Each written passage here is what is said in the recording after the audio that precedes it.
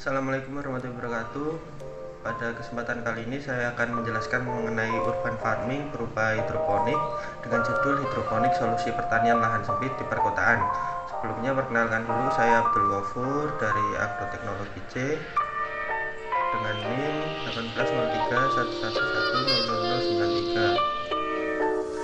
180311100093. Kenapa harus hidroponik? Nah, ada beberapa alasan kenapa kita memilih hidroponik. Yang pertama, ada alternatif pertanian pada lahan terbatas. Hidroponik ini cocok dilakukan pada lahan terbatas karena tidak membutuhkan lahan yang luas, kemudian memungkinkan sayuran ditanam di daerah kurang subur. Hal ini karena tidak menggunakan tanah. Kemudian daerah sempit dan padat penduduknya. Untuk daerah sempit dan padat penduduknya ini dapat memanfaatkan pekarangan maupun ada atap rumah. Kemudian mempunyai prospek yang cerah baik kebutuhan dalam negeri maupun luar negeri. Nah, untuk kebutuhan dalam negeri ini sangat besar, terutama pada market-market besar. Kemudian yang luar negeri ini cukup besar juga, karena di luar negeri ini ada yang tidak bisa menanam sepanjang tahun karena adanya perubahan musim.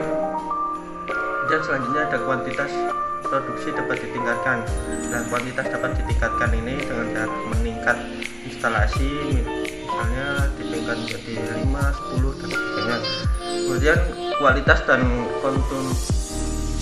kontinuitas atau kelanjutannya ini terjamin. Kenapa? Karena kualitasnya ini karena tidak terkena tanah, kemudian tidak ada hama penyakit, dan kontinuitas ini bisa berlanjut karena tidak adanya berat, tidak terkendala musim dan lain-lain.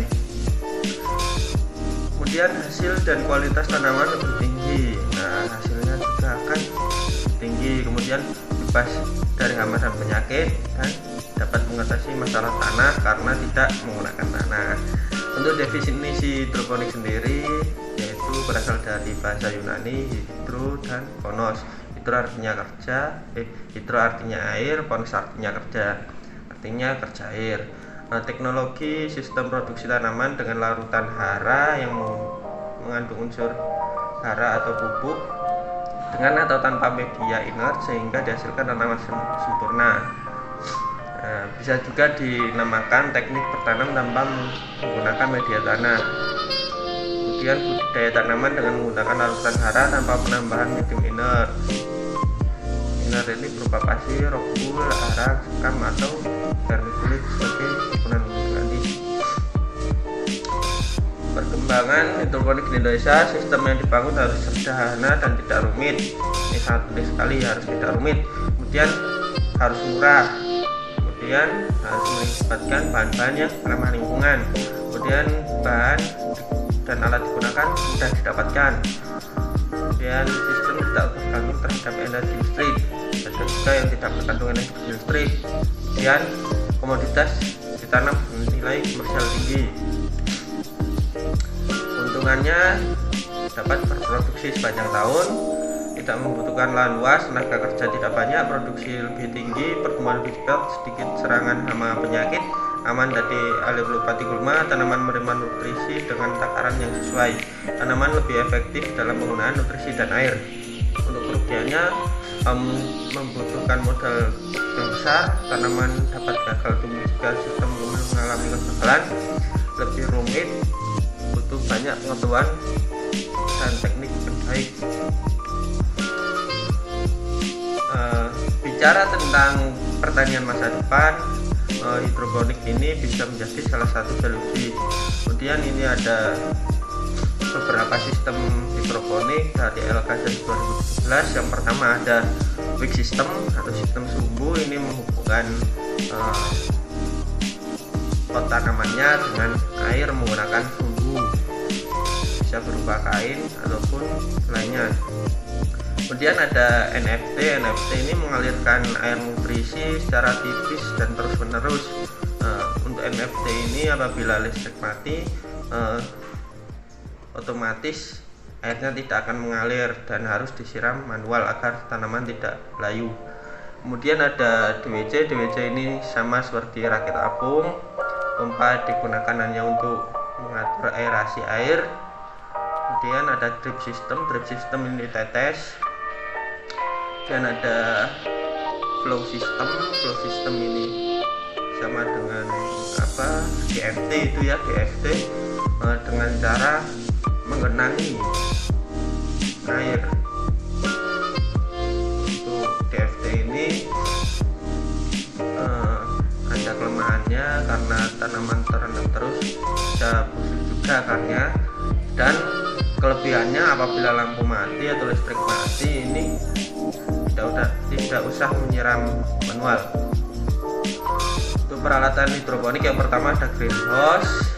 Hidroponik dilakukan dalam lingkungan yang terkendali suhu, kelembapan, intensitas cahaya, nutrisi, pH. Tapi tidak menggunakan greenhouse juga bisa, mungkin cuma kurang maksimal saja. Kemudian melindungi tanaman dari cuaca maupun hama penyakit, dan bisa menanam di luar musim. Kemudian ada media penopang, ini ada media organik dan anorganik. Penopang tubuh tanaman, penampung larutan hara, memiliki kemampuan memegang air dan aerasi. Struktur stabil selama pertumbuhan tanaman, bebas dari zat berbahaya bagi tanaman, memiliki daya pegang air yang baik, drainase aerasi yang baik, dan harus bersifat inert, poros, dan steril. Kemudian nutrisi ini bahan kimia harus tidak menyebabkan korosi, tidak menimbulkan penyumbatan pada peralatan irigasi, aman terhadap hasil panen, tidak mengurangi kualitas hasil panen, mudah larut dalam air, dan tidak bereaksi dengan bahan kimia dalam air irigasi. Larutan pupuk terdiri dari stok A dan stok B. Stok A ini terdiri dari unsur kalium yang dominan makro, dan B-nya terdiri dari mikro, sulfat, dan fosfat. Kemudian ada bibit tanaman. Ini harus unggul karena produktivitasnya tergantung dari bibit awalnya. Untuk skala komersial harus dipilih jenis varietas tanaman yang unggul. Untuk pemeliharaan tanaman hidroponik ini dilakukan pengukuran pH dan nutrisi, pengendalian hama penyakit, penyulaman, pengontrolan instalasi, panen dan pasca panen. Kemudian selanjutnya ada perbandingan budidaya secara hidroponik dan konvensional. Ini ada beberapa perbandingannya. Untuk lahan terbatas pada lahan tertentu, untuk yang konvensional tidak terbatas karena bisa di padang pasir, pulau, karang, dan seterusnya. Mediumnya tanah perlu pengolahan, diganti setelah 2-3 generasi tanam. Tanpa pengolahan media dapat dipakai berulang-ulang. Untuk hidroponik, sterilisasi medium perlu biaya, waktu, dan tenaga besar. Yang hidroponik lebih sedikit, kandungan hara sangat bervariasi, efisiensi lokal lebih sulit diatur. Untuk hidroponik seragam lebih mudah diatur, hara cukup dan tersedia. Pemupukannya disebar perlu jumlah yang banyak dan kurang efisien. Untuk hidroponik dilarutkan, jumlah lebih sedikit dan lebih efisien. Kemudian untuk air, sering terjadi kekeringan karena sifat tanah dan iklim penggunaan kurang efisien. Hidroponik juga tidak lebih efisien. Jumlah tanaman dibatasi oleh akar, hara, dan cahaya. Populasi tanaman lebih kecil. Untuk hidroponik dibatasi oleh cahaya, populasi lebih besar. Volumenya ada dan perlu pengendalian. Untuk yang konvensional, kemudian yang hidroponik tidak ada, hama penyakit banyak. Hidroponik lebih sedikit, tenaga kerja banyak. Kalau hidroponik lebih sedikit. Untuk masa berah, untuk hidroponik tidak perlu. Hasil hidroponik lebih tinggi, kualitas kurang baik karena ada serangan OPT. Yang hidroponik lebih baik, biaya rendah. Untuk konvensional lebih rendah. Kemudian teknologi konvensional sederhana, hidroponik rumit. Untuk bahan mudah diperoleh, hidroponik sulit diperoleh. Demikian presentasi dari saya. Sekian, assalamualaikum warahmatullahi wabarakatuh.